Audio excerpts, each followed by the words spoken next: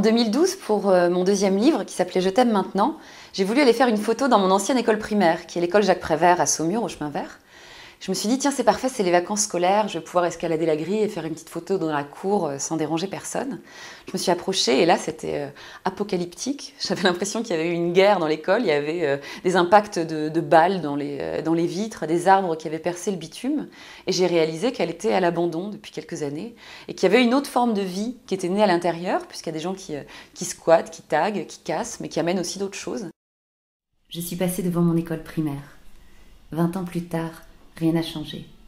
Ou presque. J'essayais souvent d'imaginer ce qui se cachait derrière la porte, dans l'autre classe. Les adultes me répétaient en boucle « Tiens-toi droite !» À 11 ans, je mesurais 1,68 m et chaussais du 40. J'aurais bien voulu les y voir. Et j'ai commencé instinctivement à prendre des photos un peu de tout ce que je voyais. C'était assez émouvant au départ. Puis petit à petit, je suis sortie de la tristesse et de la mélancolie pour me rappeler de plein de souvenirs d'enfance, plutôt drôles, plutôt légers. Et j'ai décidé de faire un livre, c'était très rapide ça, autour de cette école abandonnée mais qui vit toujours dans les souvenirs qu'elle a laissés chez tous les enfants qui en sont sortis. Et j'ai sorti 1 an plus tard Qui a tué Jacques Prévert aux éditions de La Martinière. Nous avions passé 6 mois à apprendre à utiliser un compas.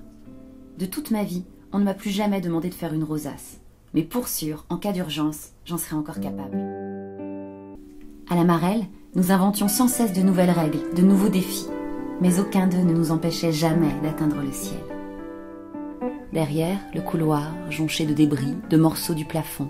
Entre fatras de béton et de vitres brisées, les restes d'art plastique, trouvais des éclats de souvenirs, beaucoup de plastique. Les feuilles du tilleul me griffaient les jambes, des couleurs. Nous jouions tubes éclatés sur le carrelage. Sacro-saint à l'époque, seulement encore un tronc, ne pas le rayer, ni casser, d'admirer la lumière sur les murs de verre, avant la ligne des mauvaises herbes, les bruissements plantés par le hasard, qui grincent, qui bougent, de nouvel ordre de ce monde s'engouffre par lequel j'avais l'impression d'appartenir. Pour un instant, je suis devenue la reine de l'école cassée.